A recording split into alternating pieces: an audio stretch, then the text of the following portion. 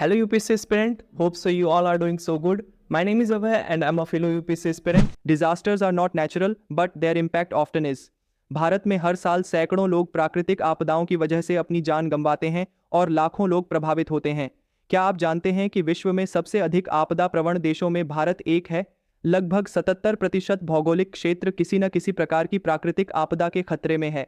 नमस्कार दोस्तों, स्वागत है आपका हमारे यूपीएससी एक्सप्लेन्ड सीरीज के एक और एपिसोड में। आज हम बात करेंगे एक ऐसे टॉपिक पर जो न सिर्फ सिविल सेवा परीक्षा के लिए महत्वपूर्ण है बल्कि एक जागरूक नागरिक के रूप में भी इसकी समझ बेहद जरूरी है। आज का विषय है types of natural disasters in India, disaster management. तो आइए शुरुआत करते हैं। प्राकृतिक आपदा आखिर है क्या? जब कोई प्राकृतिक घटना जैसे कि भूकंप, बाढ़ या तूफान मानव जीवन, पर्यावरण और संपत्ति को व्यापक नुकसान पहुंचाती है तो उसे नेचुरल डिजास्टर कहा जाता है। भारत में प्राकृतिक आपदाओं को कई श्रेणियों में बांटा जा सकता है। आइए इनको विस्तार से समझते हैं। First, geological disasters. इनमें अर्थक्वेक, लैंडस्लाइड्स और सुनामी शामिल हैं। भूकंप, अर्थक्वेक विशेष रूप से हिमालयी क्षेत्र जैसे कि जम्मू और कश्मीर, उत्तराखंड, हिमाचल प्रदेश और पूर्वोत्तर राज्य जैसे कि असम और मणिपुर में अधिक आते हैं। सुनामी मुख्य रूप से तटीय क्षेत्रों को प्रभावित करता है जैसे कि तमिलनाडु, अंडमान और निकोबार द्वीप समूह। लैंडस्लाइड्स की घटनाएं मुख्यतः पहाड़ी इलाकों में होती हैं जैसे कि सिक्किम, उत्तराखंड और Arunachal Pradesh. Second, meteorological disasters. इनमें cyclones, heat waves, cold waves और हेलस्टॉर्म्स शामिल हैं। साइक्लोन्स मुख्य रूप से बंगाल की खाड़ी और अरब सागर से टकराते हैं जिससे ओडिशा, पश्चिम बंगाल, आंध्र प्रदेश और गुजरात जैसे राज्य प्रभावित होते हैं।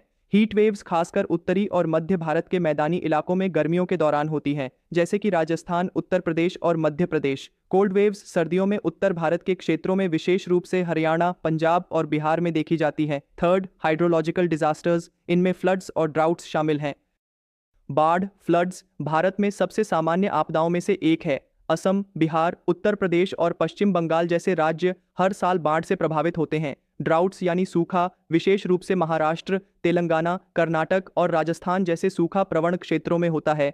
Fourth, biological disasters. इनमें एपिडेमिक्स, पेस्ट अटैक्स और पैंडेमिक्स शामिल हैं जैसे कि हाल ही में कोविड-19 पैंडेमिक और पहले के समय में प्लेग, चिकनगुनिया और डेंगू जैसी बीमारियां।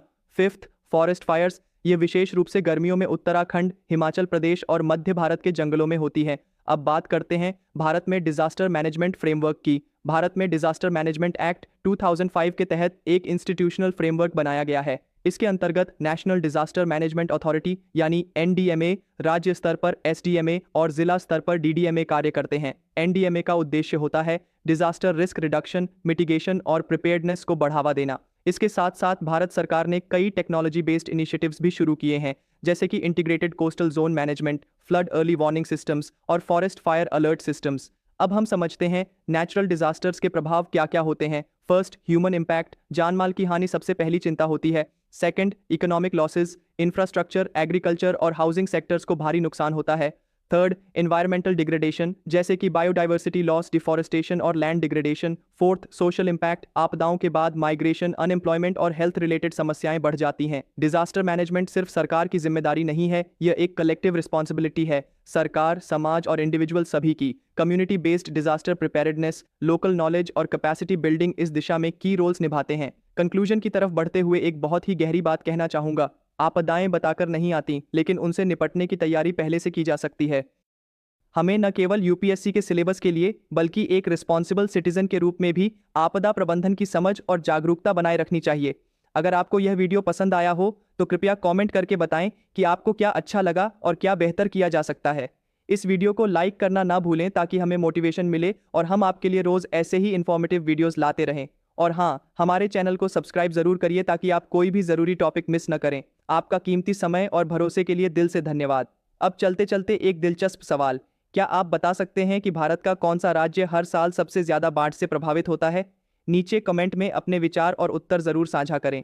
मिलते हैं अगले वीडियो में एक और नए और जरूरी यूपीएससी टॉपिक के साथ। जय हिंद।